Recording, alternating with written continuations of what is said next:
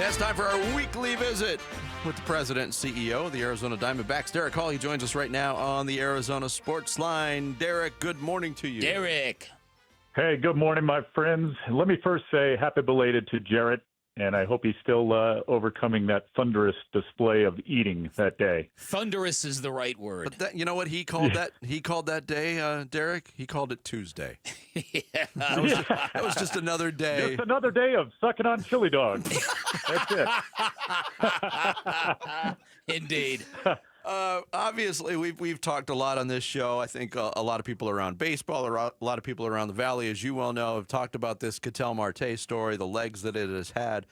And it seems like there's a movement to get past it now that Ketel has addressed it. Mike Hazen spoke on it. You've spoken on it. But overall now, with this hopefully in the rearview mirror, Derrick, how do you gauge the internal reaction to what was kind of a difficult situation? I think it's all Bickley's fault. I mean, You're not alone, Derrick. No. I'm kidding. I think we had already put it behind us, which is strange. So then we had to revisit it when it came back up and reared its ugly head again, 3-4 weeks later. But I'm actually glad it did come up again, because I think then Ketel realized the severity of the impact on his teammates. And then he did come out publicly and apologize. And I think that did a lot of good. I mean, I do believe it's behind us. I can state the facts about Ketel Marte. He is one of the best players in baseball. We talk about it. You guys talk about it. He's the best second baseman, we believe, in the game. He's had a really tough year. He's had a lot of bad things happen to him and had to overcome a lot of adversity.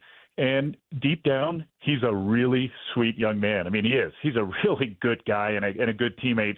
So in a way, I know it sounds crazy, but I'm glad it did come back up, because he was then in a position to come public and also address his teammates. And he also had one of the best teammates I've ever seen defend his back publicly, whether it was awkwardly handled or not. But that's who Perdomo is as a leader. So I think a lot of good has come out of it in a strange way. Last thing about that, do you think that maybe Ketel gained a level of awareness of what those kind of absences mean to the group, where maybe he didn't quite understand that before? I do, Vic. Yeah, I really do. And I think that's why he went public and also, sent a message to his teammates saying basically that he was sorry and that was not his intent. So I do think there's a level of awareness that was gained. I'm proud of him. And, there's our word proud again. But I am. I'm really proud of him and the way he handled it. And he's gone out there the last couple of days and played like himself, and the whole team has. And I feel like it finally is behind all of us and behind them. And they put together a great series against a team that, the Guardians, they're just a few games out of that wild card spot. So that was a very important series for them. They were playing for their lives, and our team is looking more like that, a team. Derrick Hall, President and CEO of the Diamondbacks, our guest for his weekly visit here on Bickley and Marotta Mornings. Sammy just asked the question in the Rush Hour reboot, asking for a friend, of course, about optimism for this team remaining the rest of the season. And look, it was a crushing blow last weekend, and I think a season low point, Derrick, to lose that series 3-4 to the Rockies in the fashion that happened. But the numbers don't eliminate you. Where would you say the drive, the hope, the optimism is for this team going into this weekend series against the Reds? Oh, I think, realistically, I'm where you guys and everyone else is. It's do we have a chance? Of course, as long as there's not an E by our name. But, we take 2 steps forward, 3 steps back. And that series was very disappointing in Colorado. Ask our players. They would tell you first and foremost that they're upset with the way we played. And we were ahead in those games. We should have won that series. And, our bullpen had struggled. And like I said last week, we're going to have a lot of struggles with our bullpen. They're developing before our eyes. They're very young.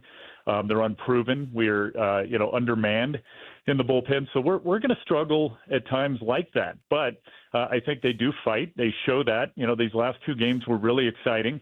The blunder that we had at home plate yesterday nearly cost us that series, but they came back, to score in the bottom of the 9th with that dramatic home run by Gurriel, and then to find a way to win in extra innings, which hasn't always been easy for us. That's exciting. So you still have a chance. However, this is the part of the schedule, just like the very beginning of the year, where it really gets tough. I mean, we're going to have to play the Reds, who are another team that are ahead of us and looking towards the playoffs, and then we've got to go to Milwaukee and then right to L.A. That's not easy. So I think after those games, we'll see where we are in a better position. But right now, yeah, you're still in striking distance. You're still in it. You're 4 games under 500. Like I say each year when we're not winning, let's get to 500 and see what happens after that. There's an old saying in baseball that if you're struggling, the ball is going to find you. I cannot believe how true that saying always turns out to be, and how it applies to Shaun Larkin, who seems to have run into one bad decision after another. Finally, you guys made the decision to replace him as third base coach. What has been the primary issue with Shaun this year, and how are you guys going to sub him out? Yeah, Bick, that's a couple of really good questions there. First off, that is a very, very tough position. And I think you start to put more and more pressure on yourselves. As you guys know, I listen to you, the entire 4-hour time period each and every day. And I heard you guys this morning talking about it, and you're right. I mean, you start to put so much pressure on yourselves. You're sending guys when you probably shouldn't. You're holding them up when you should or shouldn't.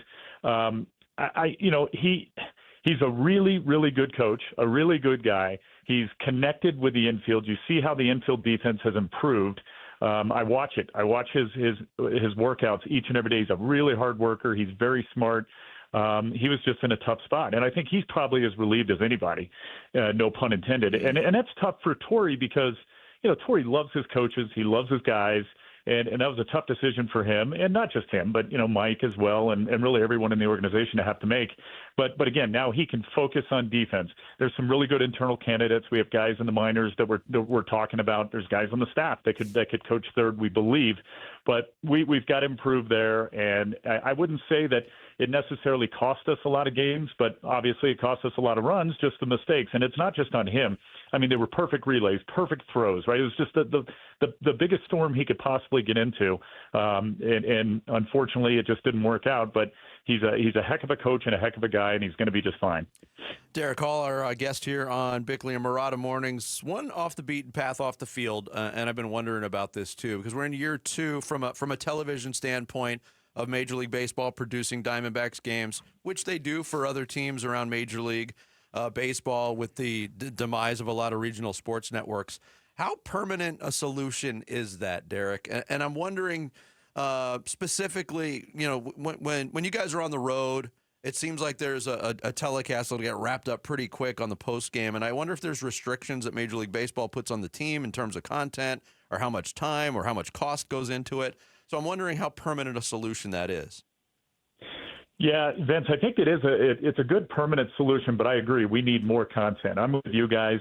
When that game is over and finish your last interview or after Torey speaks and boom, it's that music and it's over, which is a reason why when it bothers you and it bothers me, you go into a bar or restaurant and they've got the channel changed because they don't just want static. Next game is tomorrow at 6:40. Yeah. So, I do think we need more content. We got to figure that out. And it's something that we discuss with Major League Baseball constantly. I also like the fact that we've had some games over the air this year. Of course, I love that. Yeah. And I would like for the distributors to allow us to have more because I want there to be more options. So I've always been in favor of a hybrid so that fans that, want to see the games over the air can still do so. And I definitely agree with you. We need more content so that you can keep that station on or that channel on throughout the entire day until the next game starts.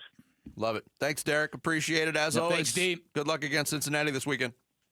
You got it, guys. Thank you. Talk to you next week. Thank you, Derrick Hall, President and CEO of the Arizona Diamondbacks. There's your headline. It's all Bickley's fault.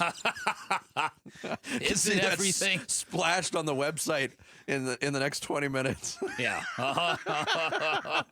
Derrick joined us on the Arizona Sports Line.